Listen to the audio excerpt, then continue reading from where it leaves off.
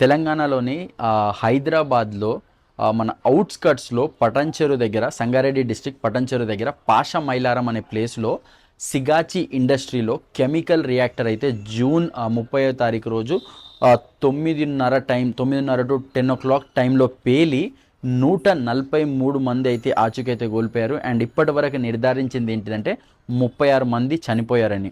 And అసలు ఇది ఎందుకు జరిగింది, ఈ రియాక్టర్ ఎందుకు పేలాల్సి వచ్చింది, అండ్ మనం అసలు ఏమేమి నేర్చుకోవచ్చు ఈ రియాక్టర్ అసలు ఈ ఇన్సిడెంట్తోని, అండ్ అసలు ఇది ఎందుకు అయింది అనే దాని గురించి మాట్లాడుకుందాం. అండ్ ఎవరైతే ఫస్ట్ టైం చూస్తున్నారో ఫ్రెండ్స్, కొంచెం వీడియో కంప్లీట్గా చూడండి. ఎందుకంటే నేను ఆ పాషామైలారంకి ఆల్మోస్ట్ ఒక 6 కిలోమీటర్స్లో దూరంలో ఉంటాను. అండ్ నాకు తెలుసు అక్కడ సిచ్యువేషన్ అనేది ఎట్లా ఉంది, అసలు పరిస్థితి అనేది ఎలా ఉంది అని చెప్పి. యాక్చువల్గా బేసికల్గా చూసుకుంటే ఆ పాషామైలారం అనేది హైదరాబాద్లో అవుట్స్కట్స్లో అనమాట, కొంచెం అవుట్స్కట్స్లో. ఈ పాషామైలారం అనే ప్లేస్లో కొంచెం ఇండస్ట్రియల్ ఏరియా అనమాట. సో ఇక్కడ మన స్టేట్ వాళ్ళు కాకుండా ఇప్పుడు చూసుకుంటే పక్క స్టేట్ వాళ్ళు మేడ్ బి బీహార్ కానీ, ఒరిస్సా కానీ, జార్ఖండ్ వాళ్ళు కానీ ఎక్కువ పనిచేస్తుంటారు అనమాట ఇక్కడ. సో అలానే ఇప్పుడు మనం చూసుకుంటే కూడా అందులో చనిపోయింది కూడా మోస్ట్లీ వేరే స్టేట్ వాళ్ళు అనమాట.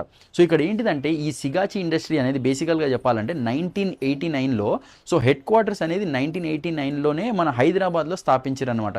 అండ్ దాని తర్వాత ఆ కంపెనీ అనేది పెరగడము, మన స్టాక్ మార్కెట్లో కూడా లిస్ట్ అవ్వడము, అండ్ దాని తర్వాత అది పెరిగి ఇప్పుడైతే 40+ కంట్రీస్కి ఏమంటారు మన దాని ప్రోడక్ట్స్ ఏదైతే ఉందో, అది తయారు చేసే మెటీరియల్ ఏదైతే ఉందో అది ఎక్స్పోర్ట్ అయితే చేస్తుంది అనమాట.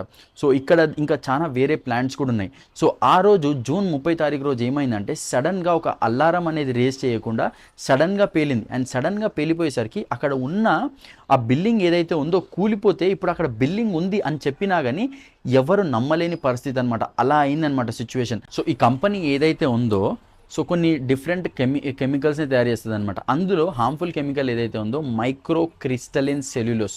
సో ఇది ఆ రియాక్టర్లో పేలిందనమాట. ఇది బేసికల్గా ఎందుకు యూజ్ చేస్తారంటే ఆ ట్యాబ్లెట్స్ గట్టిపడడానికి, సో ఇలాంటి దాన్ని పౌడర్ని యూజ్ చేస్తారనమాట. సో ఇది పేలడానికి కారణం ఏంటిదంటే బేసికల్గా చెప్పాలంటే యాజ్ ఏ ఫార్మా స్టూడెంట్ నేను మా ల్యాబ్లలో కూడా ఎక్కడన్నా కొన్ని కొన్ని కెమికల్స్ ఒక కెమికల్ వేరే కెమికల్తోని కనుక ఒకవేళ అనుకోకుండా పడిన ఒక రియాక్షన్ అనేది ఏర్పడుతుంది అనమాట. సో అదేంటిదంటే ఇప్పుడు మనం కెమికల్లో వాడేది మనం ల్యాబ్లలో వాడే చాలా చిన్నగా ఉంటుంది కాబట్టి అక్కడ ఎఫెక్ట్ అనేది కూడా చాలా కొంచెం నార్మల్గా వస్తాయి, చిన్న చిన్న మంటలు అలాంటివి వస్తాయి అనమాట. సో ఇక్కడ బేసికల్గా టన్నుల కొద్ది పౌడర్ ఉంటుంది కాబట్టి అక్కడ ఏమన్నా మిక్స్ అయితే ఆ రియాక్టర్లో ఓవర్ హీట్ వల్ల అది పేలొచ్చు అనమాట.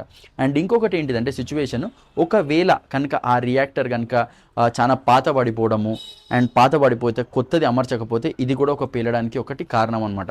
అండ్ ఇంకోటి చెప్పాలి అని అంటే అది ఏ విధంగా పేలింది అనేది ఇంతవరకు తెలియదు. ఎందుకు అనంటే అక్కడ ఎవరైతే ఆ చెక్ చేసి ఉన్నారో ఆయన కూడా ఈ ఇన్సిడెంట్లో ప్రాణాలు కోల్పోయింది అనమాట.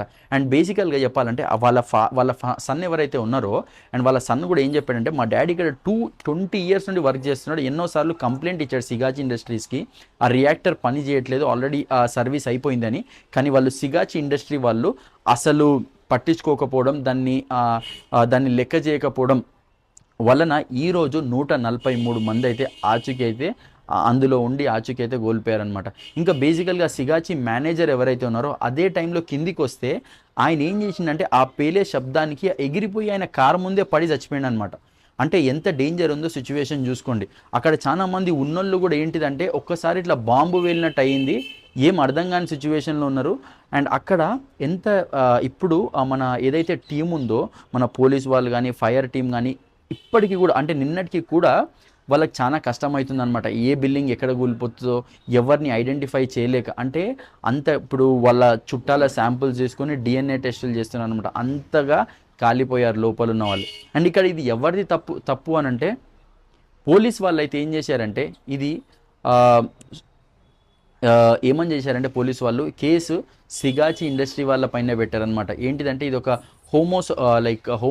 హోమోసైడ్ అంటే ఇది ఒక మానవ తప్పిదం వల్లనే ఇది అనేది జరిగింది, అండ్ ఇది జరగడం వల్ల ఇంతమంది ప్రాణాలు అయితే కోల్పోయారు అని చెప్పారనమాట. అండ్ ఇక్కడ ఎంతోమంది ఇప్పుడు మనం చూసుకుంటే చాలామంది విజిట్ చేస్తున్నారు, మన పొలిటీషియన్స్ కానీ లేకపోతే చాలామంది విజిట్ చేస్తున్నారు.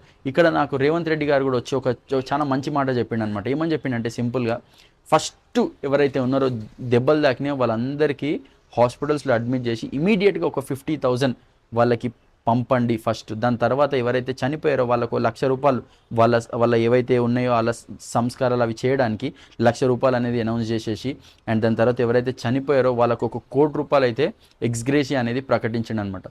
ఇక్కడ ఇక్కడ చాలా బాగుంది. ఆయన చేసింది అయితే కనీసం ఆయన పరిధిలో ఏదైతే ఉందో ఆయన చేయగలిగిండు. అండ్ ఇక్కడ చెప్పాలనుకుంటే అసలు ఇలాంటి సిచ్యువేషన్స్కి మనం ఎందుకు రావాలి, అసలు ఎందుకు ఎందుకు తప్పైంది అని అంటే, ఇది ఎవరి వల్ల, ఎవరైతే చెకింగ్కి వస్తారో ఆఫీసర్స్ వాళ్ళ డ్యూటీ కనుక వాళ్ళు కరెక్ట్ చేస్తే ఈరోజు ఆ 143 మంది ప్రాణాలు ఎవరైతే ఉన్నాయో వాళ్ళందరూ ఇలాంటి సిచ్యువేషన్లో ఉండకపోతుండే. వాళ్ళందరికీ ఎంతో లైఫ్ ఉంది, వాళ్ళందరికీ ఎన్నో ప్లానింగ్స్ ఉన్నాయి, కానీ ఈరోజు వాళ్ళందరూ మనలో కనిపించకుండా వెళ్ళిపోయారు అనమాట. అండ్ ఇక్కడ ఇలాంటి సిచ్యువేషన్సే మొన్న ఎయిర్ క్రాష్ కూడా ఇలానే అయింది. నేను చూసుకుంటే ఒక నిమిషంలో ప్రాణాలు అనేది కోల్పోయారు. అండ్ ఇప్పుడు కూడా ఒక నిమిషంలోనే. సో ఇలాంటి సిచ్యువేషన్స్ మనం ఏం నేర్చుకోవాలంటే, ఏదైతే తెలంగాణ గవర్నమెంట్ ఉందో ఇలాంటి పర్మిషన్స్ ఇచ్చే ముందు చాలా జాగ్రత్తగా వ్యాలిడేట్ చేసి పర్మిషన్ ఇవ్వాలి. లేకపోతే ఇలాంటి వాటిని అరికట్టడం చాలా కష్టం. ఎందుకంటే ఈరోజు ఇది అవుతుంది, రేపు ఇంకోటి అవుతుంది. అన్నీ మనీ ఇచ్చి అయితే మేనేజ్ చేసుకోలేరు. And government should take a complete action on this. And friends ఎవరైతే చూస్తున్నారో మీరేమనుకుంటున్నారో చెప్పండి ఫ్రెండ్స్, అండ్ కమెంట్స్ ద్వారా తెలియజేయండి. And friends, thank you friends for watching my channel, and thank you for subscribing ఎవరైతే చూస్తున్నారో, అండ్ థ్యాంక్ యూ ఫ్రెండ్స్.